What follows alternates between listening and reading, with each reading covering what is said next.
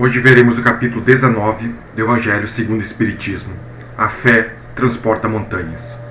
Em Mateus capítulo 17, versículos 14 ao 20, vemos o seguinte: Quando ele veio ao encontro do povo, um homem se lhe aproximou e, lançando-se de joelhos aos seus pés, disse: Senhor, tem piedade do meu filho, que é lunático e sofre muito, pois cai muitas vezes no fogo e muitas vezes na água.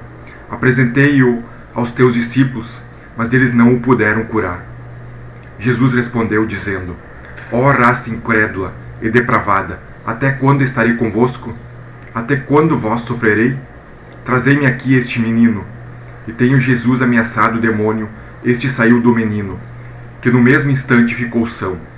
Os discípulos vieram então ter com Jesus em particular e lhe perguntaram: Por que não podemos nós outros expulsar este demônio?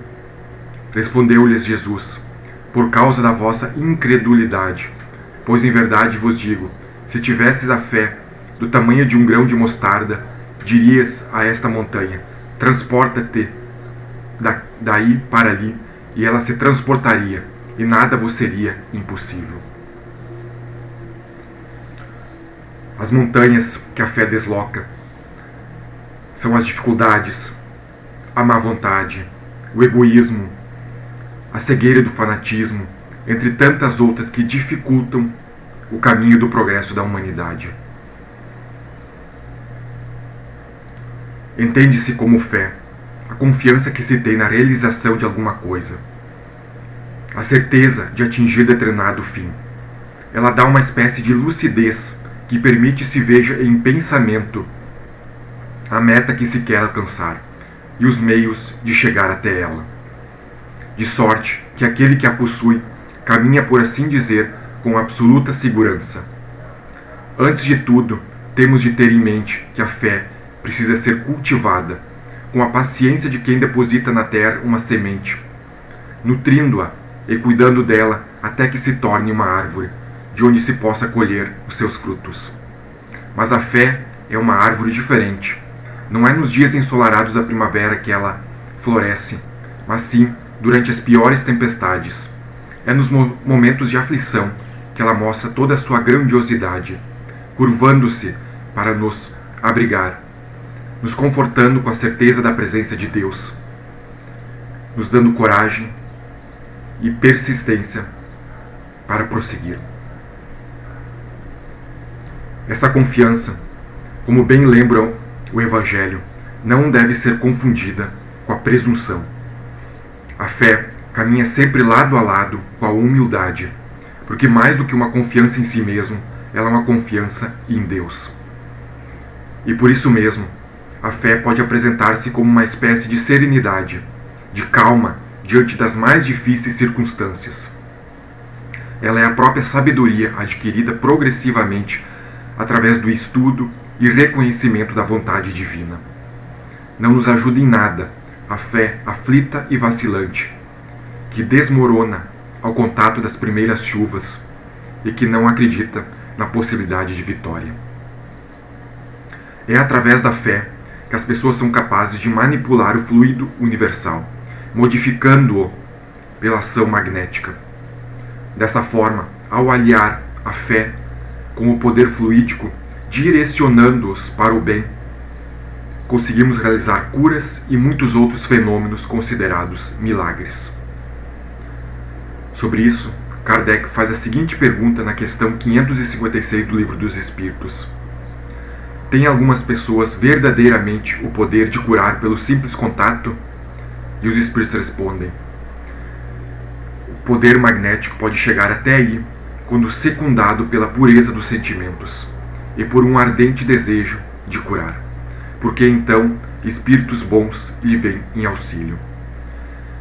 E no Livro dos Médiuns, Kardec faz a seguinte pergunta: O médium é um intermediário entre os espíritos e o homem.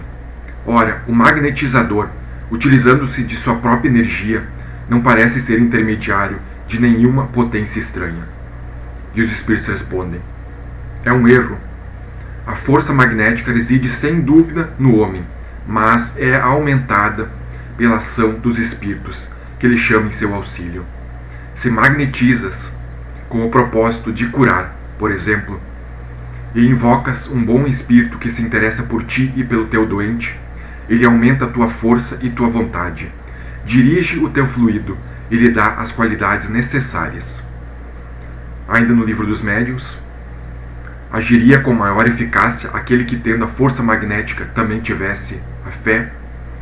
E os espíritos respondem: faria coisas que considerarias milagre. E mais adiante, no mesmo livro, Kardec pergunta: pode obter-se curas unicamente por meio da prece? E os espíritos respondem: sim, desde que Deus o permita. Às vezes pode acontecer que o bem do doente esteja em sofrer por mais tempo, e então julgais que a vossa prece não foi ouvida. Haverá para isto fórmulas de prece mais eficazes do que outras?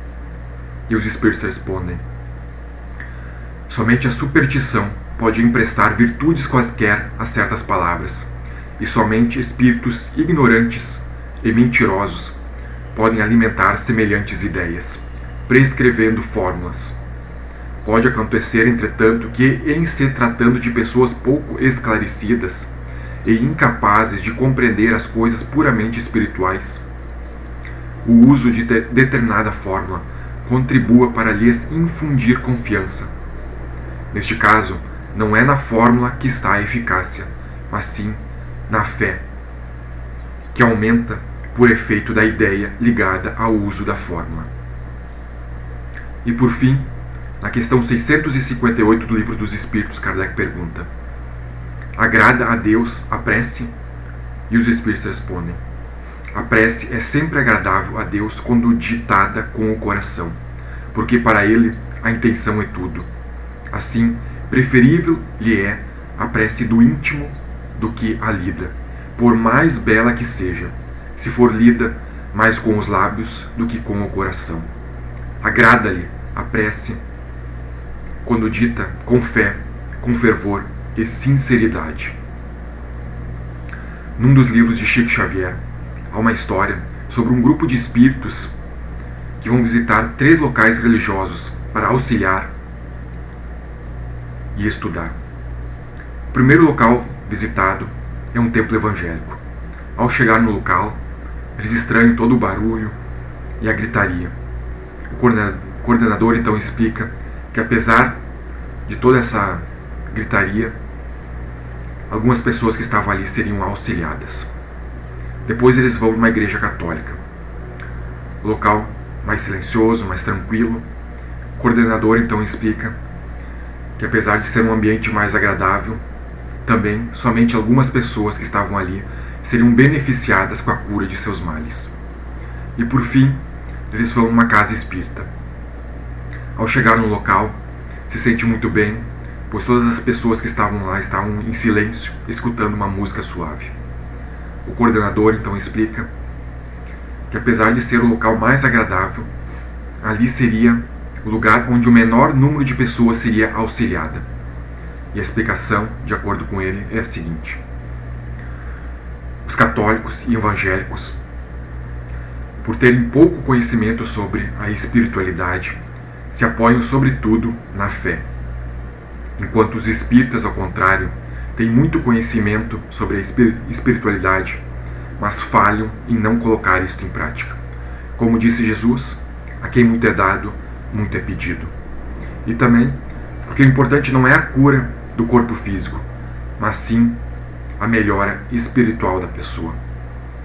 Desta forma, a pessoa que se revolta diante de uma situação ou não procura se aperfeiçoar, é mais difícil de ser auxiliada. Diante disso, vemos que nos 3 casos, a grande maioria das pessoas não foi auxiliada em virtude de sua falta de fé e porque não se esforçam em tornarem-se melhores. Sobre isso, no livro dos médiuns, Kardec faz a seguinte pergunta: algumas pessoas podem ser curadas sem acreditarem nos espíritos? E os próprios espíritos respondem: pensas então que os espíritos só atuam naqueles que acreditam neles? Toda pessoa que nutre o desejo do bem os chama, do mesmo modo que pelo desejo do mal e pelas más intenções chama os maus. Portanto, se queremos ser auxiliados, temos de fazer a nossa parte. Como diz o ditado, Deus ajuda a quem se ajuda. A fé tem como base a inteligência daquilo que se deve crer. Aprendemos na prática e na teoria que 2 mais 2 são 4, que o fogo queima, que a eletricidade dá choque. Ninguém duvida disso, ou seja, acreditamos nessas verdades porque conseguimos comprová-las na prática.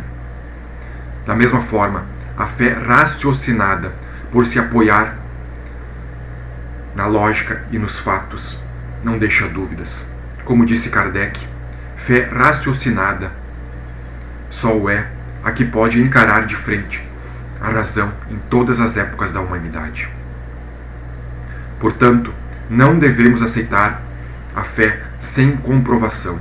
Amemos a Deus, mas sabendo o porquê. Acreditemos nas suas promessas, mas sabendo o motivo de acreditar nelas. Por isso, temos de estudar com a razão. A razão é uma faculdade superior destinada a nos esclarecer sobre todas as coisas e que, como todas as outras faculdades, se desenvolve pelo exercício. Querer substituir a razão pela fé, é ignorar que as duas são solidárias e inseparáveis. A união de ambas nos permite ampliar o nosso conhecimento. A pessoa que se lança na realização de um objetivo vence se tem fé, porque sente que tem condições de alcançá-lo. Essa certeza lhe dá uma grande força e uma motivação. Se as pessoas acreditassem na força que trazem em si, seriam capazes de realizar o que para muitos seria chamado de milagre, mas que na verdade não passa de um desenvolvimento das faculdades humanas. Temos de entender que a dor é temporária. Pode durar 1 minuto, 1 dia, 1 mês ou até mesmo 1 ano, mas ela vai passar. É claro que não podemos ganhar sempre, mas isso não significa que devemos ter medo de tomar decisões. Temos isto sim que acreditar que algo diferente possa acontecer. Da mesma forma, não acusemos ninguém por não estarmos onde gostaríamos. Só os covardes agem assim. E nós temos que ser melhores do que isso. Porque cada dia é um novo dia, cada momento é um novo momento. Portanto, de agora em diante, vamos acreditar mais em nós mesmos. E não imaginemos, com base nos erros do passado, que não existam esperanças para o nosso futuro. Lembremos sempre que as árvores mais produtivas são aquelas que deitaram suas raízes nas substâncias podres e mal cheirosas, no lixo que transformado se torna adubo para sua frutificação doce e abundante. O passado é nosso adubo, mas é o futuro que nos aguarda, nos frutos doces e numerosos do bem que produziremos. Jesus precisa de cada um de nós. Deixemos de lado as ilusões de sucesso terreno. A verdadeira felicidade não é deste mundo. A semente do amor foi lançada há 2000 anos pelo Cristo e a sua defesa pede soldados valorosos e capazes de aceitar o sacrifício. Nós podemos ser esses soldados que Jesus tanto necessita para ampliar o seu exército de trabalhadores do bem. Não mais através das agressões da ignorância, mas sim pelos exemplos na fé. Que possamos auxiliar os que se perderam nos caminhos. Pensemos em nossos filhos, em nossas mães e pais, em nossos entes mais queridos, em todos aqueles que ainda se encontram presos nas ilusões do mundo, porque simplesmente ignoram as verdades que nós já conhecemos. Alguém poderá ser feliz escutando os gritos de dor de um amigo? Poderemos sorrir enquanto eles choram? O amor de Jesus nos acompanhou até hoje e continuará nos acompanhando, sendo que todos que se candidatarem a alimentar a semente da Boa Nova serão recompensados com alegrias maiores do que o sacrifício oferecido. Porquanto, na casa do Pai de Jesus, que também é nosso Pai, a gratidão é a moeda de reconhecimento, e a misericórdia é mais poderosa do que a justiça. No capítulo 17 do Evangelho de Lucas está escrito: o reino de Deus está dentro do homem. Não em um único homem, nem em apenas um grupo especial de homens, mas em todos os homens e em todas as mulheres, em mim e em vocês. Nós temos o poder de criar máquinas, o poder de criar felicidade, o poder de tornar essa vida livre e bela. Henry Ford disse certa vez: quem diz que pode e quem diz que não pode estão ambos certos. Portanto, vamos ter fé em Deus, mas também vamos acreditar em nós mesmos. Assim seja.